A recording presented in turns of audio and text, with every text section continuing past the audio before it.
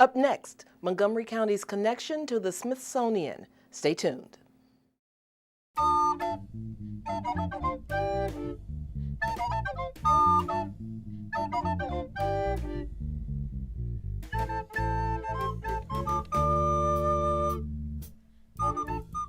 Hi, I'm Gail Street, and this is Paths to the Present. Today, not many people know about the Seneca Quarry. It's south of Poolesville, just up the hill from where Seneca Creek meets the Potomac River. In the 19th century, the site was significant. It produced distinct red sandstone, which was used to build the Smithsonian Castle, not to mention countless others. On today's show, we visit the Seneca Quarry. Early in 2013, on a cold winter morning, hikers, photographers, and people interested in history assembled near Riley's Lock along the Potomac River. They were here for a tour of the Seneca Quarry, the subject of this recently released book, The Smithsonian Castle and the Seneca Quarry. Its author, Garrett Peck, was on hand to be the guide. He explains what drew him to research this site. It was actually an outgrowth of my last book, which was The Potomac River, A History and Guide.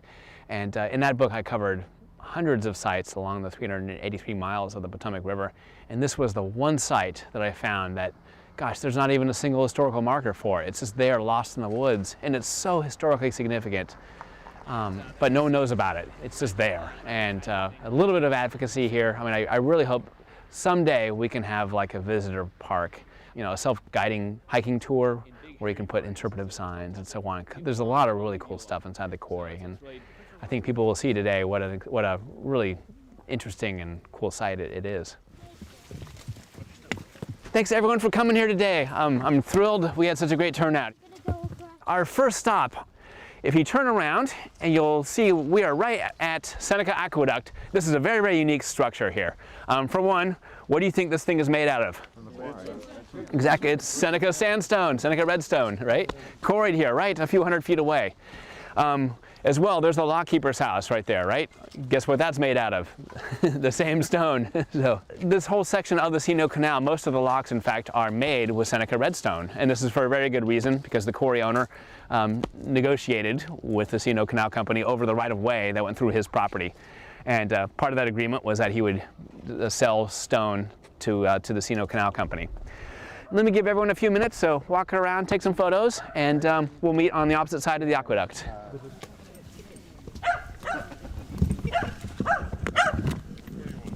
Let's talk about John Parke Custis Peter, who was the first quarry owner to really make the quarry into a big commercial success. And he was also the person who sold the stone for the Smithsonian Castle project. He was the son of the Peters who built Tudor Place in Georgetown. They owned about 11,000 acres in Montgomery County. And John Parke Custis Peters, the grandson, he was given this land in 1828 by his father. 2 years later, the C O Canal company reaches Seneca. They go all the way up to Lock 23, about a mile away from here. And at that point, they're using eminent domain to condemn the land along the way, and then seize it for the canal. It's a public project, right? So he agrees to settle.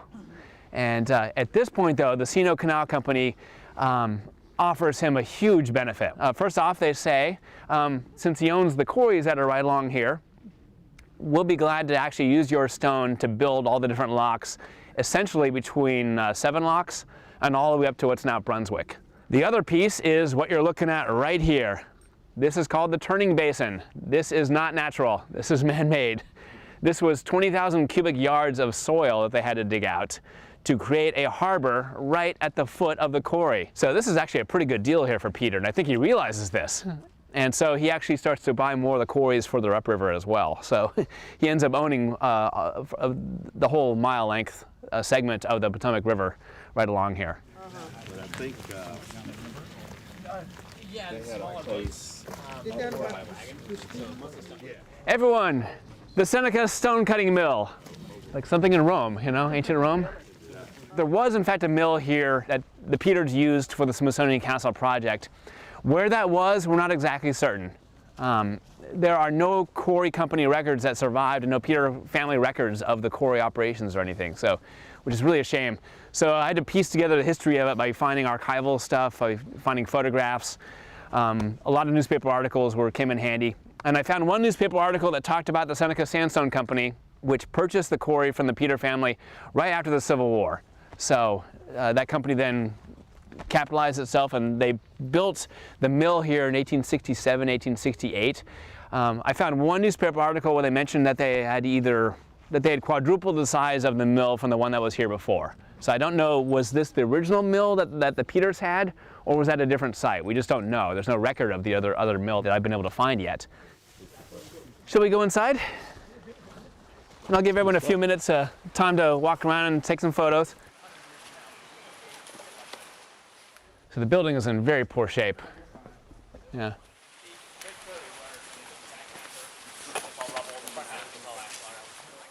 You see the giant sycamore tree that has fallen down. This fell back in December, which the state is planning on removing.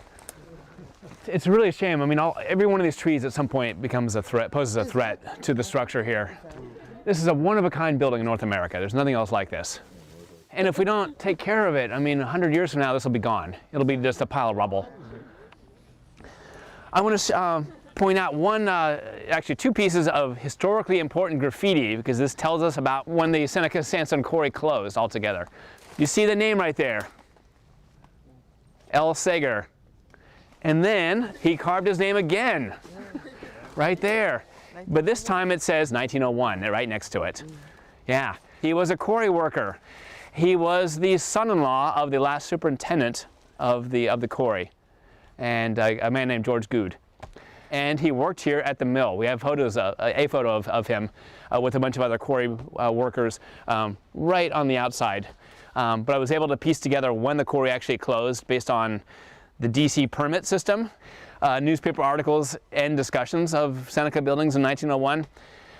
Local lore says the quarry closed at the turn of the century. And then we have finally Sager's graffiti that he put right here on the stone cutting mill. And I think it's important here for him. I mean, he met his wife here. He had his whole life here wrapped around the quarry. And so I think when this place here closed down, he wanted to remember what was an important event in his life. Let me give everyone a few minutes chance to go photograph that. Hiking through the woods.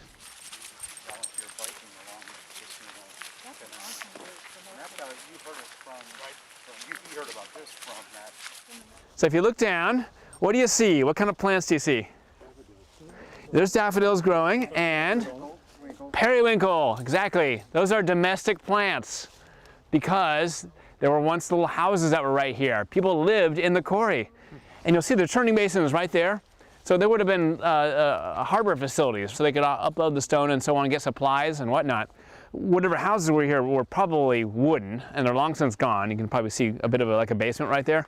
But someone obviously built a little garden for themselves because they planted daffodils and periwinkle. And here we are 110, 120 years later, and the plants are still here, or at least they're successors. We're going to keep going. We'll see our first quarry. It's a small one here coming up here in a couple minutes, and then we'll actually keep walking past that, and then we'll stop at the big quarry.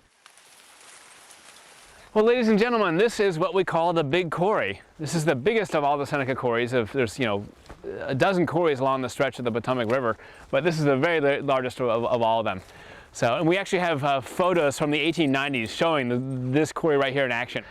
There's one photo that I found that we put in the book, and it shows the workers in two different rows, that African-American workers below and then the white workers above. Remarkable how much the site still looks like what it looked like way back when, other than the trees and so on. One of the questions I get asked a lot is, why is this place not filled with water? You've all flown over a quarry and you see it's filled in like a swimming pool, right? This is not that kind of quarry. These are cliffs, and they simply were just lopping away at them vertically, right? So imagine where we were standing 200 years ago, we would have been way underground, right? We would have been buried in rock right now because the stone would have started very close over there to the turning basin, and they just kept hacking away at the cliffside and so on until they got all the way up to there. So there's still more stone that's there. How much of it is good anymore, we don't know, but we can't quarry it anymore. It's all parkland now. Some things to point out. Directly ahead, right there, you can see the one very thick seam of redstone. You'll see the iron, the remnants here from the iron rods that they had to drive into the cliffside here to split the rock away. They would then insert some wedges, and then they would start prying until it finally cracked, and then it would split away in these huge stone blocks. This redstone, it's very soft when you first carve it. Once it's exposed to air, it becomes legendarily hard. It's one of the reasons they liked it as a durable material, for it to harden very quickly over time. These were anchors that supported the derricks, so cables would have looped into those big eyelets that you're looking at, and they would have then flown through the air and then attached themselves over to the different derricks. The derricks themselves look like giant telephone poles, and those were used then to lift up, using a pulley system, to lift up the blocks and deposit them over in the different rail cars that were then taken over to the stone cutting mill. We are walking up the side of the Seneca Quarry, and we are going to go see the quarry master's house.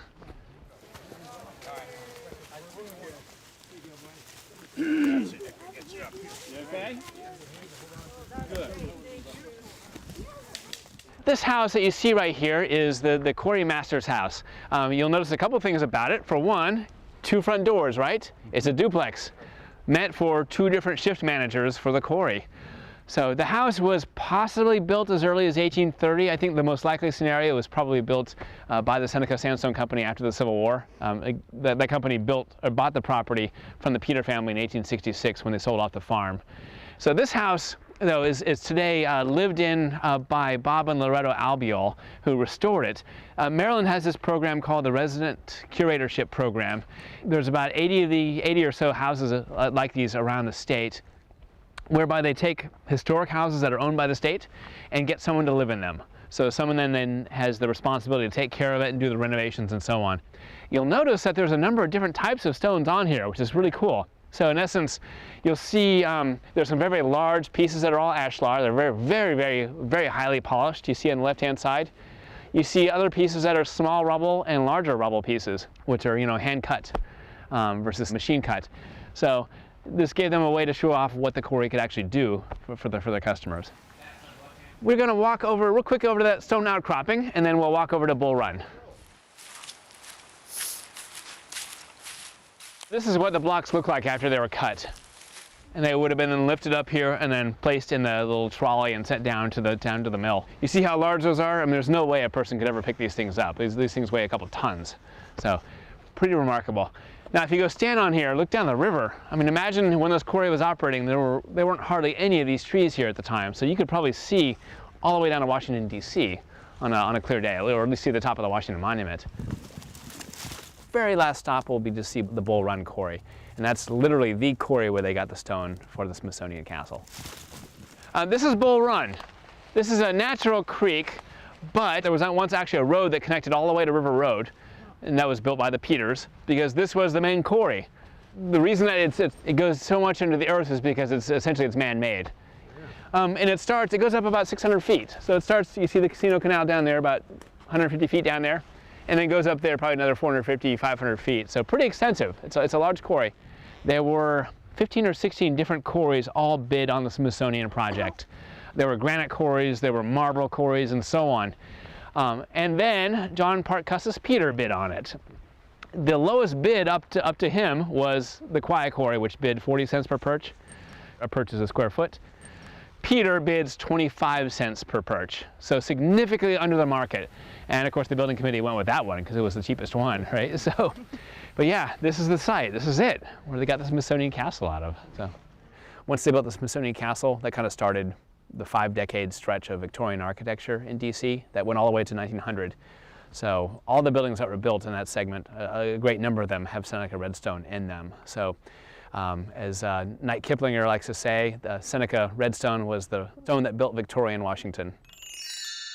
Well, that's all the time we have for this show. If you have comments or ideas for future shows, send us an email to paths.present@verizon.net. I'm Gail Street. Thanks for watching.